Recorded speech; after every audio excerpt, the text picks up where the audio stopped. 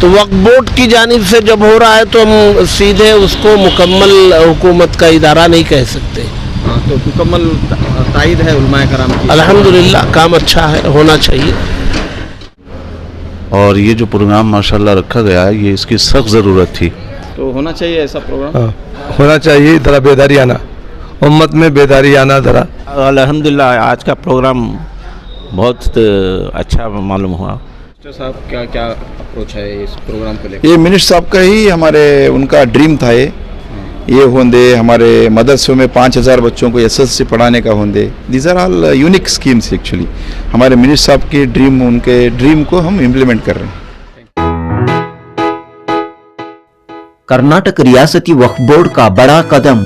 मस्जिदों के पेश इमाम और मस्जिद कमेटियों के मेंबरान के लिए 3 रोज़ा तरबियती प्रोग्राम का आगाज।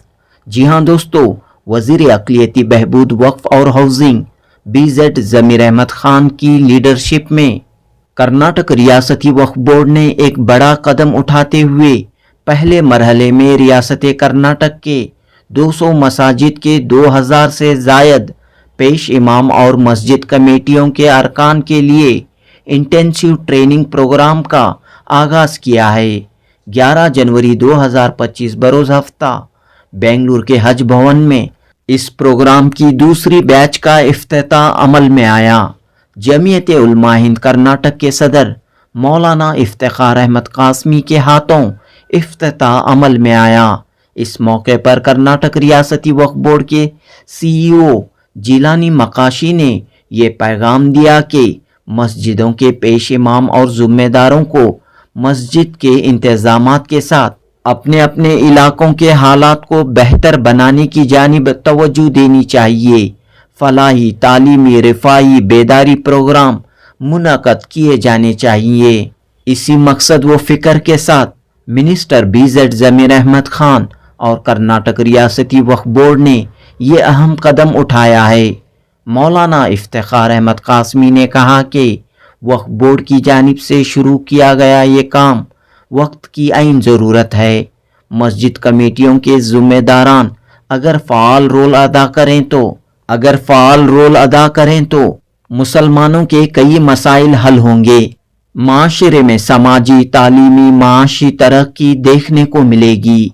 इस मौके पर वक्फ बोर्ड के वजीफ़ेयाब ऑफिसर मुजीबुल्लाह ज़फ़ारी, मशहूर एडवोकेट अकमल रिजवी, मस्जिद वन मूवमेंट के नुमाइंदे मोहम्मद इम्तियाज़ ने तरबियती इजलास से खिताब किया और काफ़ी मुफीद मालूमात फराहम की। मस्जिदों की मिल्कियत की हिफाजत कैसे की जाए, वक्फ की हिफाजत कैसे की जाए, मस्जिदों के ज़रिए फलाही तालीमी सरगर्मियाँ कैसे अंजाम दी जाएं, वक्फ का कानून क्या है, इस तरह कई अहम मालूमात इस प्रोग्राम के ज़रिए फराहम की जा रही हैं। रियासत के मुख्तलिफ इलाकों से आने वाले शुरका के लिए हज भवन में ही क़याम व ताम का नज़्म किया गया है। 1 करोड़ रुपये के फंड से वक्फ बोर्ड ने इस प्रोग्राम का आगाज़ किया है। All India Muslim development council के इश्तराक से ये प्रोग्राम शुरू किया गया है। बहरहाल हालात हाजिरा के पेश नज़र कौम व मिल्लत में बेदारी पैदा करने की गर्ज से काफ़ी अहम कदम उठाया गया है और उम्मीद की जा रही है कि रियासत कर्नाटक की तमाम मसाजिद दीगर रियासतों के लिए मिसाल पेश करेंगी और इसके ज़रिए मुल्क व मिल्लत की खूब तरक्की होगी। जनूबी हिंद न्यूज़ रिपोर्ट। इस पहल को आप कैसे देखते हैं? ये पहल तो बहुत अच्छी है। मुतवल्लियान इकराम को ये बताना कि उनकी जिम्मेदारियां क्या हैं और उनको करना क्या है, इसकी तरबियत और 3 रोज़ उनको बुला करके मुख्तलिफ उमूर पर तरबियत देना, तवादिल ख्याल करना बहुत अच्छी पहल है। और सबसे बढ़ करके अल्लाह ने जिन मुतवल्लियों को अपने घर के खिदमत के लिए अल्लाह ने मुंतखब किया है, उनको जवाबदेही का एहसास पैदा करना है कि अल्लाह के घर के हिफाजत की जो जिम्मेदारी हमारे सर आई है, हम उससे मुताल्लिक़ अल्लाह को जाके क्या जवाब देंगे।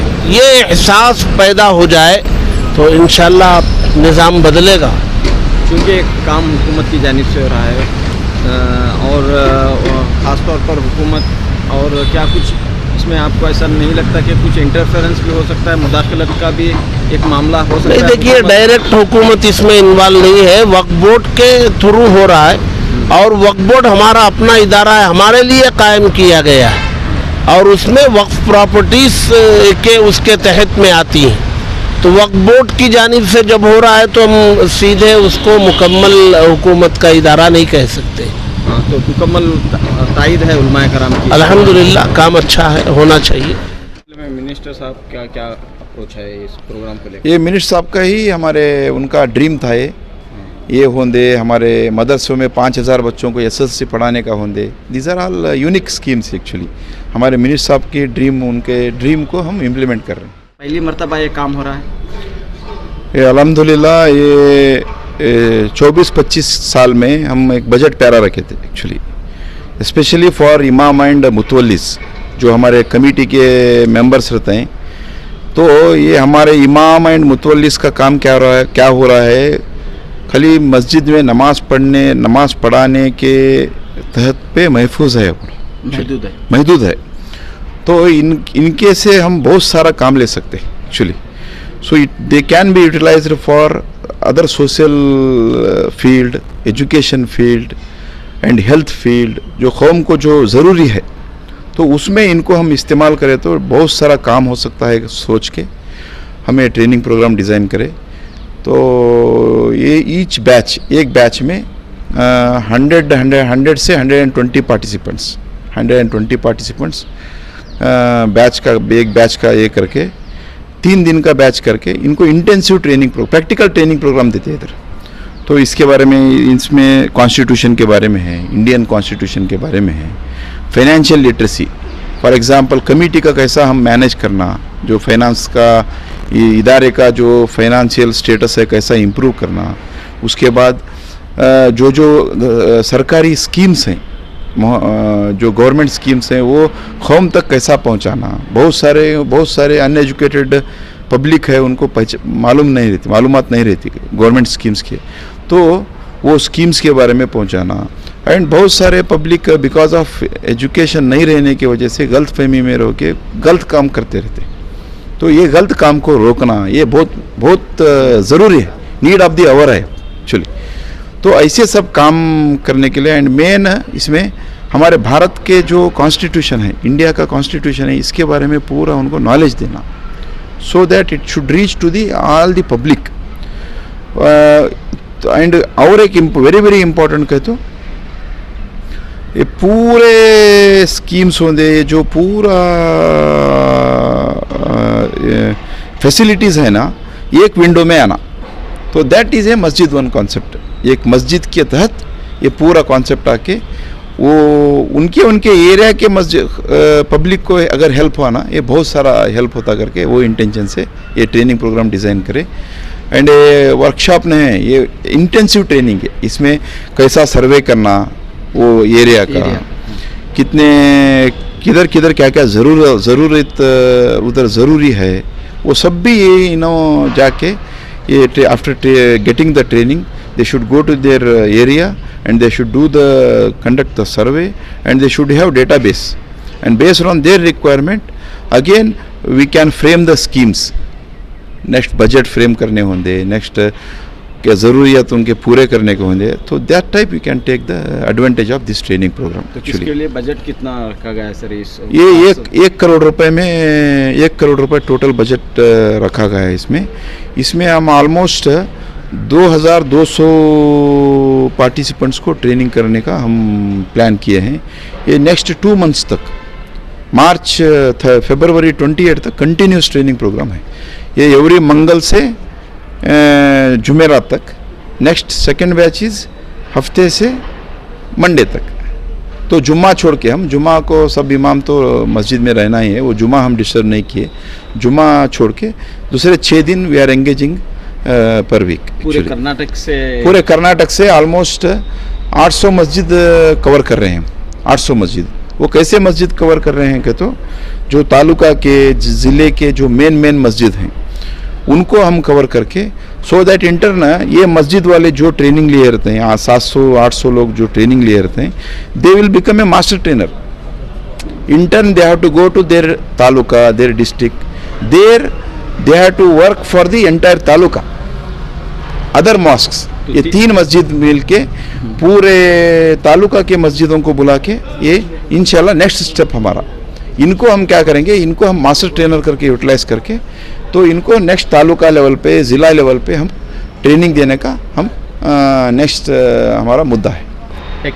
इंटेंसिव ट्रेनिंग में के लिए जो आ रहे हैं उन्हें आप क्या सहूलियत दे रहे हैं? तो इनको हम स्पेशली इमाम्स को हम उन आने जाने का बस फेयर भी दे रहे हैं, एंड दूसरे लोगों को free of cost, food stay everything is free of cost. We have arranged best facility for the stay.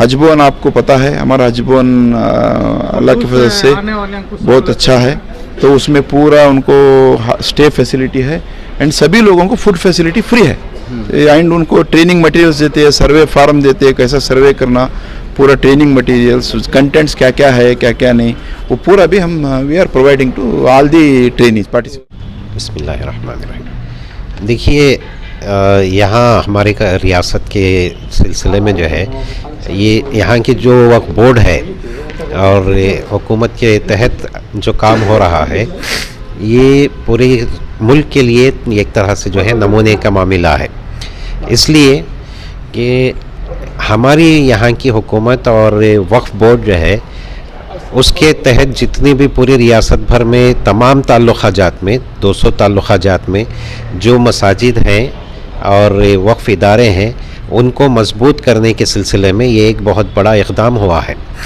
इस कार्रवाई के ज़रिए से चूँकि ये तकरीबन 1.5 महीने तक चलेगी, 3 दिनों के तकरीबन 20 जो है कैंप लगेंगे और हर कैंप में 100 से ज़ायद लोग जमा हो रहे हैं।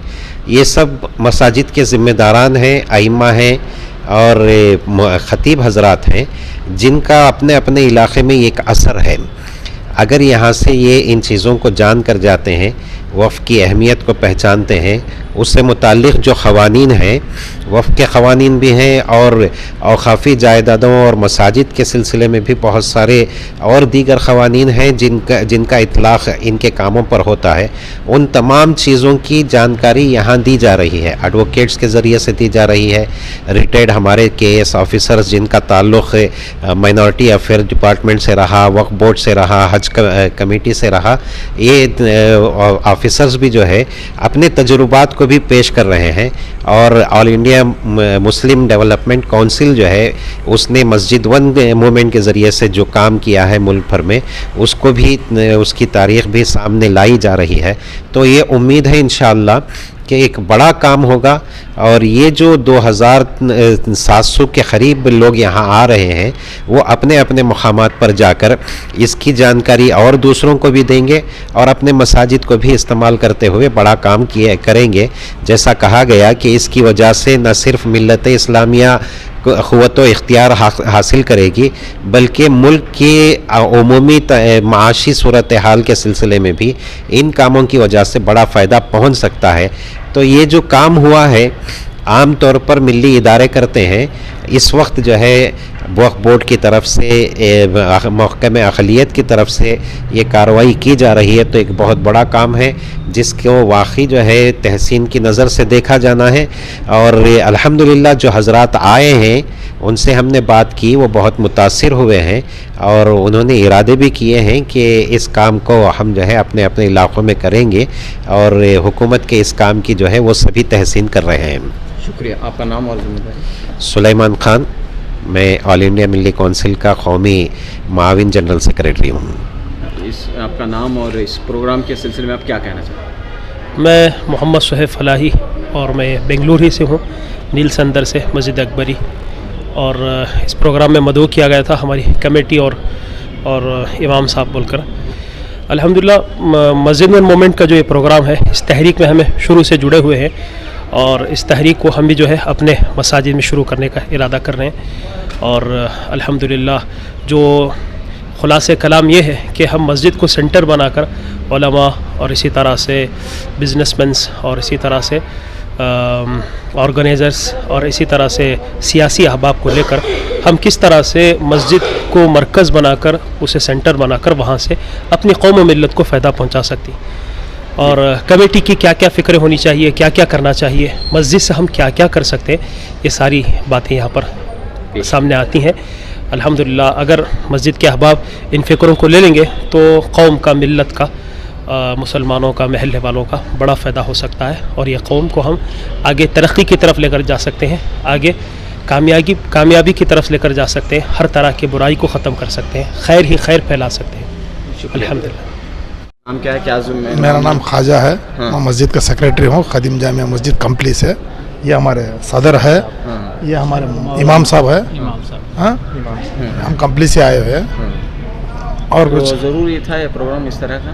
बहुत ज़रूरी था। इसके अंदर एक चीज़ ख़ास है कि जो कौम को जगाने वाली बात है और ख़ासकर हमारी जो माइनॉरिटी को जगाने वाली बात है। इसमें ख़ासकर ये लोगों ने ये काम करना है कि हर तबके को जाके समझाना है। सिर्फ यहाँ हम 3 लोग सुनने से कुछ होने वाला नहीं है, ये हर जगह जाके वहाँ पर इस मुहिम को और जगाना है। नहीं, आपको इसलिए बुलाया गया है कि आप जो है यहाँ की बात सब तक पहुँचाएं। नहीं, सिर्फ आप पहुँचाते ज़रूर, हम लोग अपनी कोशिश तो ज़रूर करते हैं, लेकिन ये लोग भी एक ऐसी टीम बनाना कि हर ताल्लुक़ हो, ज़िला हो या कस्बा हो, वहाँ तक ये बात पहुँचना और इसमें और बेदारी जानना। ठीक है साहब, आपकी मस्जिद के तहत क्या काम होते हैं? हमारे मस्जिद के साथ तो होते जरूर थोड़े काम होने के, वैसे क्या सब हम इन बात करते हैं। आप नौजवान आलिम दीन हैं जी, तो यहाँ जो फिक्र की गई है हुकूमत की तरफ से प्रोग्राम हुआ है जी, तो क्या कहना चाहिए? इधर आओ जी।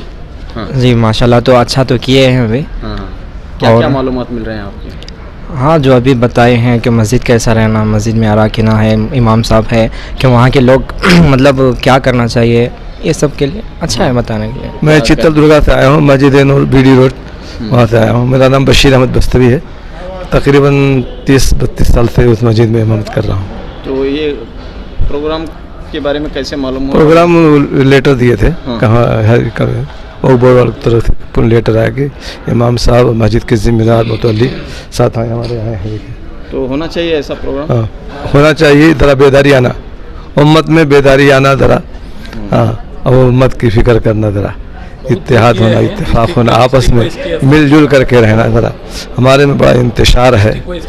जी जी ठीक है। बल्लारी से आ रहा हूँ, अल्हम्दुलिल्लाह।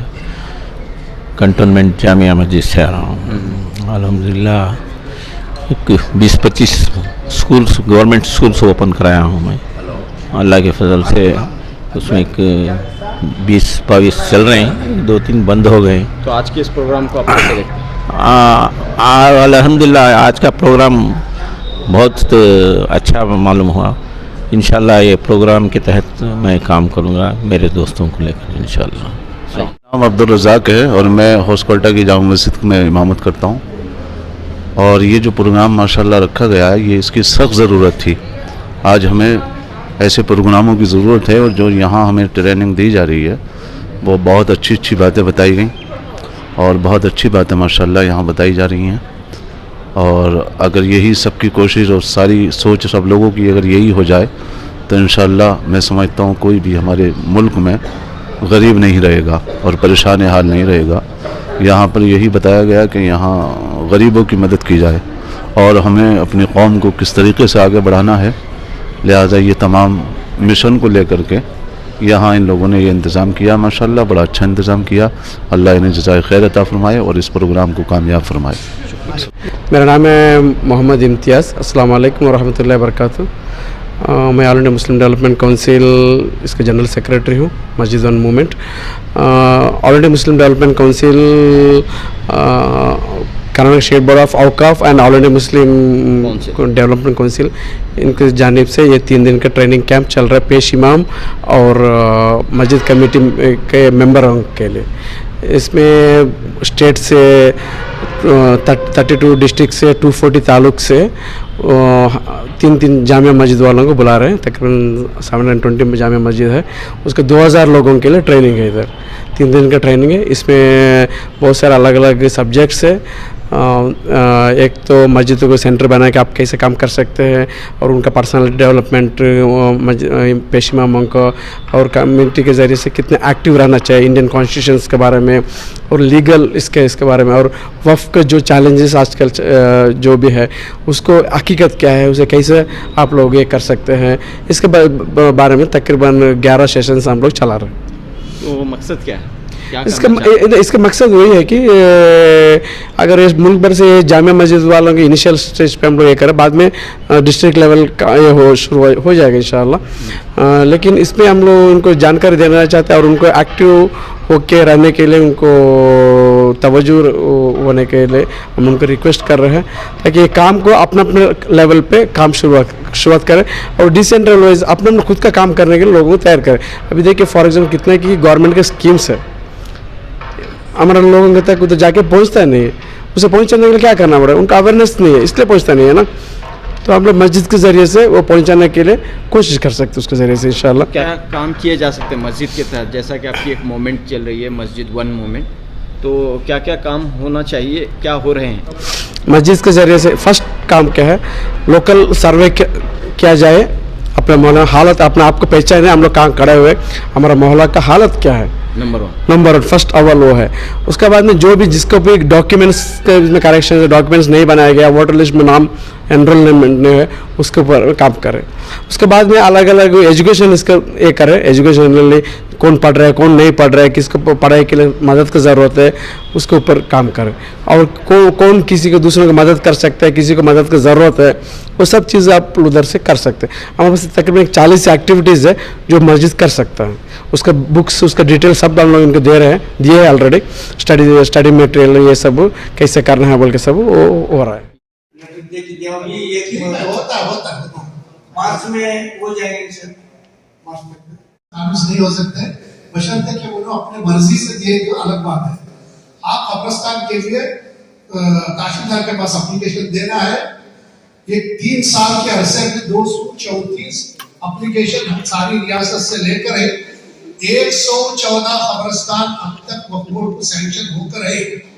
आप भी उसी तरीके से कोशिश करके लेना प्राइवेट जमीन पर अगर उनकी मर्जी है तो जमीन गवर्नमेंट की है, तुम्हारे कब्जे में हमारे कब्जे में 2 एकड़ अच्छा चल रहा है। लेकिन हजरत ये सबसे पहली बात ये है कि पुरानी कमेटी और नई कमेटी के अंदर बहुत फासले हैं।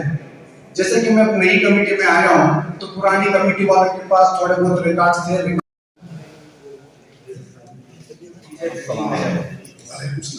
हमें कोगनोई चाहिए, कोगनोई हमारे कब्रिस्तान की जगह है, 1 साल की नहीं करा और फिरा कर दिया है दरगाह का, तो 1.5 साल की पहले से वो हमारे तादाद में 1.5 साल से ज्यादा है। अभी उन्हें गायरन करे नहीं 50 साल के पहले, वो भारत उन्हें कब्रिस्तान नहीं करने दिया, मुझे कैसा वो जगह गवर्नमेंट की है नहीं पे रजिस्टर करते हैं तो सेकंड सर्वे में आपकी प्रॉपर्टी रजिस्टर हो जाती है। तो सबसे पहले जाके वक्फ बोर्ड पे उसे रजिस्टर कराओ, ठीक है? जिसके बाद में जब नेशनल सर्वे हो यहाँ जितने हज़रात जमा हो गए इसमें अल्हम्दुलिल्लाह अल्लाह का वजह से फोन की वजह से जो है परेशानी लाहिक हो रही है, तो ये बहुत बड़ा नुकसान होगा। जो 17 मुस्लिम जो पॉपुलेशन आज भी आपकी तो 20% से ज्यादा है, ओके? इसमें साउथ इंडिया में साउथ नीचे की हिस्से पर 25.5% मुसलमान अपना जिंदगी गुजार रहे हैं, 25% मुसलमान अपना जिंदगी इधर गुजार रहे हैं और ऊपर के हिस्से में 74.5% मुसलमान अपना जिंदगी गुजार रहे हैं ऊपर के हिस्से।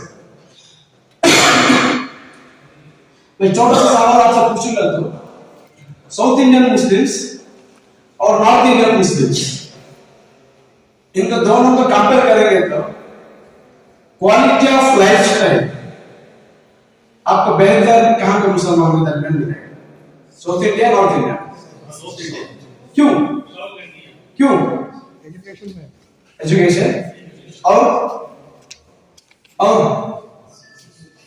Food and clothing set backward, food and clothing set, okay, और सोशल इकोनॉमिक बैड कंडीशन। नहीं साउथ इंडियन मुस्लिम्स क्यों आ गए? वो पूछ रहा हूं क्यों बेहतर है। एक तो एजुकेशन है और एक इकोनॉमिकल कंडीशन। एजुकेशन में आगे आने की वजह से इकोनॉमिकल कंडीशन उनका बेहतर हो गया और इकोनॉमिकली आगे आने की वजह से एजुकेशन कंडीशन भी बेहतर हो गया। एक दूसरे को वाइस वर्सा है, एक दूसरे के कंट्रीब्यूट करता है। ओके देखिए के हाथों से हमारे यहाँ आए हुए मेहमानों से